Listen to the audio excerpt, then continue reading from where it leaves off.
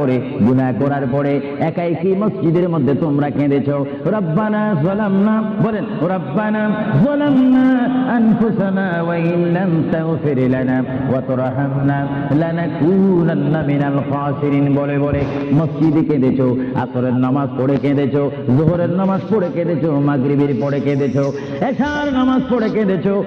বান্দা, নামাজের মুসল্লা যখন বসে যাও, আমি আল্লাহকে তোমরা বারবার বলো, আল্লাহ গো আমার গুনাহ মাফ করে দাও।